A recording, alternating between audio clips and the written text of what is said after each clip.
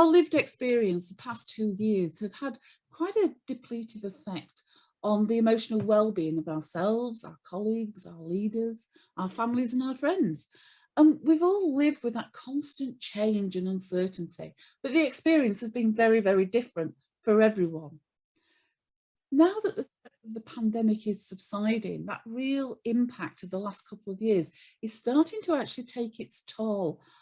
And it's very evident that it's going to take an awful lot more than just having a holiday or joining a gym to actually regenerate ourselves, our team members, our workforces.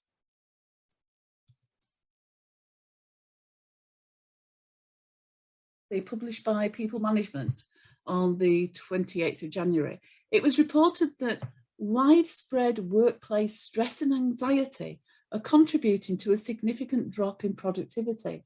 And the survey looked at a period of over 2 years, actually, up to December 2021. And what the survey found was that 67% of employees were experiencing moderate to high levels of stress. And more than 28% reported seeing their productivity negatively impacted over the last couple of years. Additionally, employees said that they felt fatigued, and a similar number, 53%, actually said that their tiredness was impacting negatively upon their productivity at work. What kind of lived experience, just a reflective question really for yourselves, what's your lived experience of the last couple of years, or that of your colleagues? What is it that has been causing us all the kind of the stress and the fatigue? Why are we now feeling as we are doing?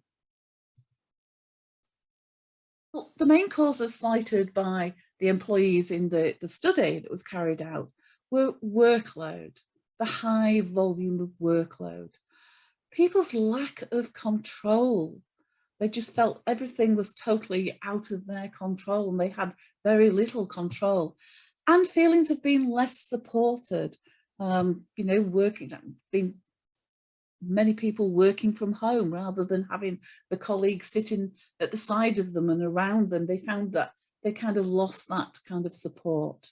So those were the sightings of why employees thought that they were feeling stressed, anxious, fatigued at the moment. That was published again in People Management on the 1st of February. And I would really suggest reading this. I found this a very informative, but I'll give you a kind of the overview of it. And it was written by Stephen Bevan, who's the head of HR research at the Institute for Employment Studies, and Sir Gary Cooper. You may know him through CIPD, but he's also the Professor of Organisational Psychology and Health at the Manchester Business School. And in their article, they stated that UK PLC needs to see the workforce's physical and mental health as a major contributor to productivity. And they go on changing the way that as organisations, as senior leaders and managers, we actually see health. And we need to start seeing it as an appreciating asset of our organisation rather than a burden. And we need to start investing in well-being, thinking from the perspective of it being a major contributor to the productivity of our workforces.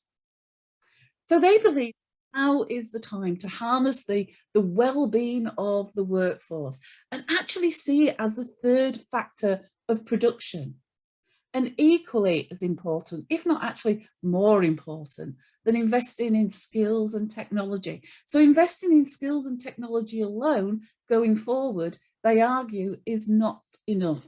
We need to invest in the well-being of our workforce if we want to have those higher productivity levels that we so badly need. Nations during the pandemic placed well-being high on the agenda.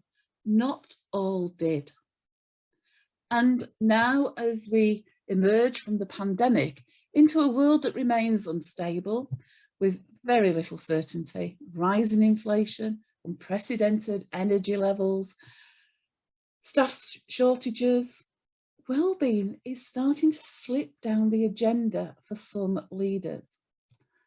In the article by Stephen and Gary, they cited a senior executive of a large, well-known employer, saying that stress at work is a much more effective driver of productivity than any so-called well-being program. So stress at work is a much more effective driver of productivity than any so-called well-being program. I think the senior exec is not alone in their belief. A minority, although it is a significant minority of employers, do believe that focusing on well-being is tantamount to kind of pandering too much to the needs of employees. And it doesn't give sufficient attention to the kind of driving productivity through targets and financial incentives. So, is it now time to get rid of that idea that leaders have to choose between high productivity or workforce well-being? Are the two really contradictory? Does it have to be an either or?